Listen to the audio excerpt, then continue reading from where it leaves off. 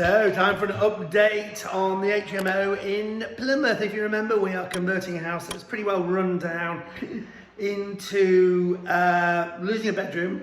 Okay, it was 6 bedrooms, now it's going to be 5, but all with en suites, which I reckon is what people want these days if you're going to rent it out.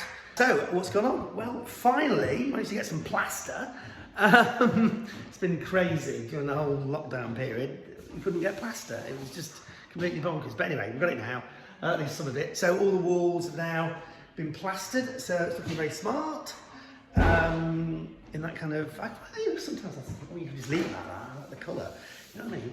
Bathrooms looking like they've now been kitted out. So you can see the macerator at the back there, which has enabled us to get these things in sort of far-flung corners of the house where they might not have been before. The electric shower going in, and very smart. I'm very pleased with how this tiling looks.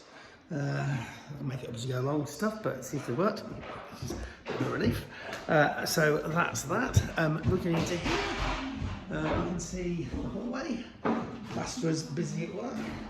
This room here, looking like in need of a bit of finishing off. If you look at this is around the frames of doors and things like that. You use this, which is like a bonding coat plaster, which is slightly thicker and it sort of fills in all the big holes. And then another bathroom, which is looking quite smart. So like that. So yeah, it's just an ongoing process. Well, good news, the plasterer busy. We're getting on. Just recording the whole thing. So downstairs. Downstairs, you know, there does come a point where you sort of think, come on, enough lack of progress already. But hey ho, at least the bathrooms are in. They're all working quite well. That's a little bit snug in this one, but yeah, it's definitely a little bit tight for space, but hey ho, it's enough. Definitely a bit snug. And then the front room here, again, not plastered, but at least we have got electrics now in the ceiling. You can see those wires coming down. That's going to be for the downlighters, which we're going to have in here, which is good news. So at least the electrician is on with his stuff. And in here, not quite finished. So sometimes you get to a point you just think progress is a little bit too slow for my liking, and you're going to have to do a bit of bottom kicking.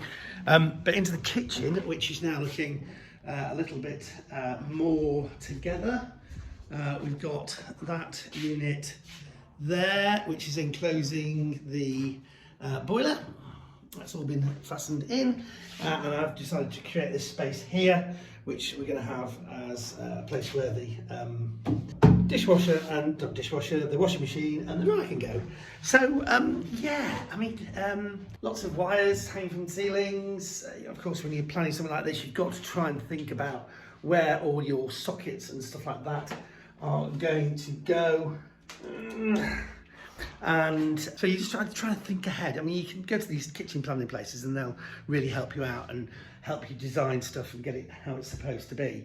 But you've got to try and think in general when you're doing something like this about where your sockets are going to be, and think about the use of the room. So how the rooms are going to be used, where's the bed going to go, and all that kind of stuff. So yeah, so it all makes sort of sense. And trying to think practically, just walk yourself around the property. Say, okay, if I was going to be in this bedroom, where would the bed go? Go there. Well, I'm going to have to think about a socket there. I'm going to have a socket on the other side.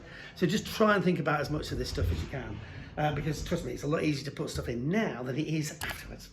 Yeah. Okay, well, we'll just carry on regardless.